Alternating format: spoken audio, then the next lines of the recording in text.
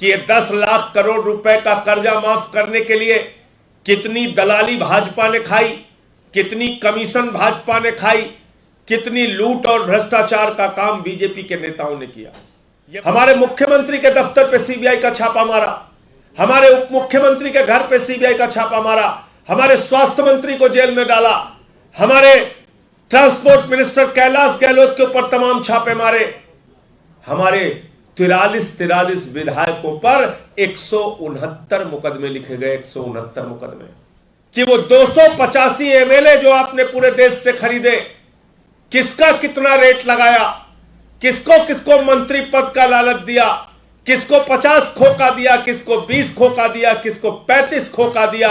आज भारतीय जनता पार्टी का नाम परिवर्तित होकर भारतीय खोखा पार्टी हो गया है। खोखा पार्टी।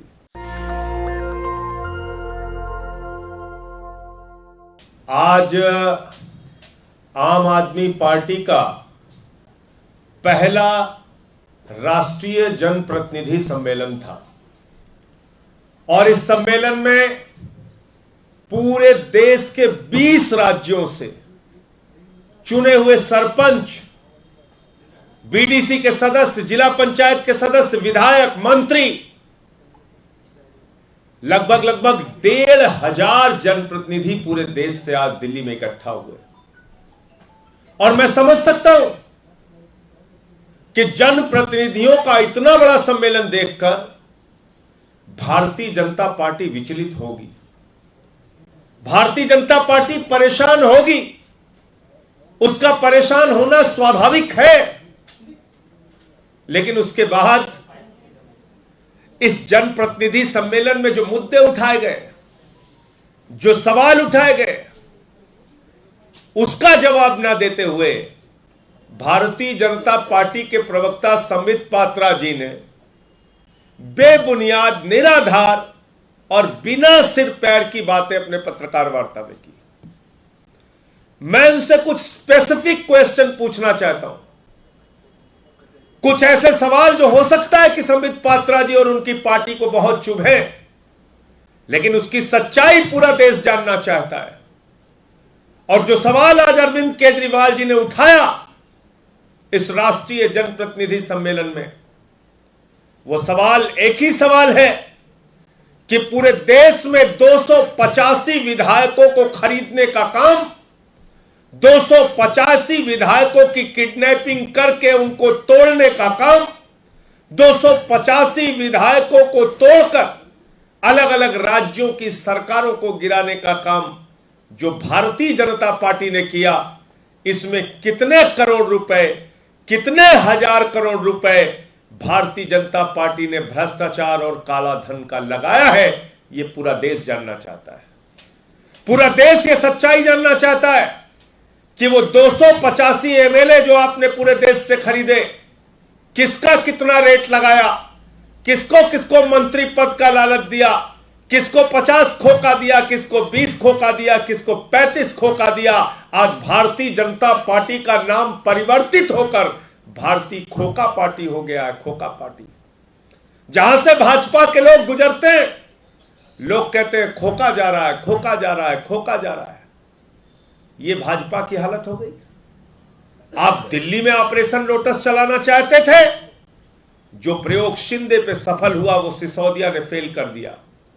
आप पंजाब में चलाना चाहते थे ऑपरेशन लोटस, 25-25 करोड़ की रिश्वत देने की पेशकश हमारे विधायकों को की गई, दिल्ली में 20-20 करोड़ की पेशकश की गई। लेकिन उनके ऑपरेशन लोटस के खिलाफ हिंदुस्तान में अगर एक पार्टी कोई बाहर निकलकर बोली है तो उस पार्टी का नाम है आम आदमी पार्टी और उस नेता का नाम है अरविंद केजरीवाल। यह पैसा कहां से लाया है संबित पात्रा जी? आपकी पार्टी ने पूरे देश को आपको बताना होगा। यह भ्रष्टाचार का पैसा, यह लूट का पैसा, यह दलाली का पैसा, यह रिश्वतखोरी का पैसा, यह कमीशन खोरी का पैसा जो पूरे देश में तुमने सरकारों को गिराने के लिए इस्तेमाल किया है, क्या इसकी सीबीआई और ईडी से जांच नहीं होनी चाहिए? क्या उन भ्रष्ट नेताओं को जेल में नहीं डालना चाहिए जिन्होंने इस ऑपरेशन लोटस को चलाकर पूरे देश में खरीद फरोख्त का धंधा चलाया? यह सवाल यह देश पूछ रहा है आपसे। और जहां तक आम आदमी पार्टी का प्रश्न है, आम आदमी पार्टी को बर्बाद करने की, आम आदमी पार्टी को क्रश करने की, आम आदमी पार्टी को तबाह करने की एक भी कोई कोशिश भारतीय जनता पार्टी ने नहीं छोड़ी है। एक भी कोई कोशिश नहीं छोड़ी। हमारे मुख्यमंत्री के दफ्तर पे सीबीआई का छापा मारा, हमारे उप मुख्यमंत्री के घर पे सीबीआई का छापा मारा, हमारे स्वास्थ्य मंत्री को जेल में डाला, हमारे ट्रांसपोर्ट मिनिस्टर कैलाश गहलोत के ऊपर तमाम छापे मारे, हमारे 43 विधायकों पर 169 मुकदमे लिखे गए, 169 मुकदमे, और लगभग 135 मुकदमों में वो बरी हो गए। न्यायालय से कई मामलों में फटकार लगी। तो मैं पूछना चाहता हूं भारतीय जनता पार्टी से, संबित पात्रा जी से, उनकी पार्टी से पूछना चाहता हूं कि बताओ, ये झूठे मुकदमे और एफआईआर लिखने के जुर्म में तुम्हारे नेताओं को माफी मांगनी चाहिए कि नहीं मांगनी चाहिए? आपके प्रधानमंत्री, आपके गृह मंत्री, आपके राष्ट्रीय अध्यक्ष को आम आदमी पार्टी के उन विधायकों से, उन नेताओं से माफी मांगनी चाहिए कि नहीं मांगनी चाहिए? जिन एजेंसियों का दुरुपयोग करके हमारे ऊपर झूठे मुकदमे आपने लिखा है, उनको हमसे माफी मांगनी चाहिए कि नहीं मांगनी चाहिए? बताइए, इस बात को पूरा देश आपसे जानना चाहता है। और इधर उधर की बात करने से अब काम नहीं चलेगा। पूरा देश ये सच जानता है, और केजरीवाल जी ने भी बार बार इस बात को बताया है कि पूंजीपतियों का 10 लाख करोड़ रुपए आप लोगों ने माफ किया है। एक ऐसी सरकार इस देश के अंदर चल रही है जो हिंदुस्तान की जनता का बैंकों में जमा लाखों करोड़ रुपए अपने चंद पूंजीपति मित्रों को लुटाती है, देती है, और जब वो पैसा डूब जाता है तो उनका वो कर्जा माफ कर दिया जाता है। 10 लाख करोड़ रुपए भारतीय जनता पार्टी की सरकार ने अपने चंद पूंजीपति मित्रों का माफ किया है।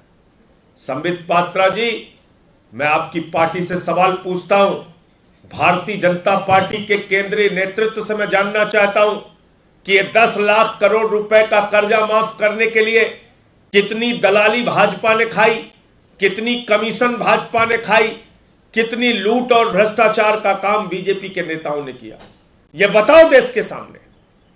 और इसलिए आम आदमी पार्टी का कारवां जो बढ़ रहा है वो रुकने वाला नहीं है।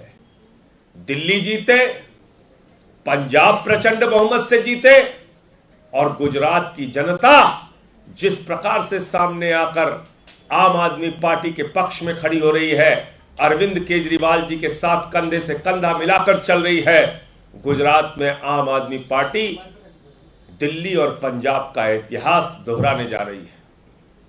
और वो सारी सुविधाएं जो इन 2 राज्यों में जनता को मिल रही है, केजरीवाल जी उसकी एक एक गारंटी गुजरात के लोगों को दे रहे हैं, और उन सारी चीजों को हम पूरा करके दिखाएंगे। इसलिए गुजरात में तुम्हारे मन में हार का डर हो सकता है, हार के डर के कारण बौखलाहट भी हो सकती है, हजारों की संख्या में जुटे हुए जनप्रतिनिधियों के कारण तुम्हारे मन में हताशा आ सकती है, मैं समझ सकता हूं, लेकिन सवाल वही है और उन सवालों का जवाब देना पड़ेगा। ये आम आदमी पार्टी है, इसके बहादुर विधायक, मंत्री और नेता तुम्हारी ईडी और सीबीआई और पुलिस की बंदर घुड़कियों से न डरे हैं न डरेंगे। हम डट कर लड़े हैं और लड़ते रहेंगे।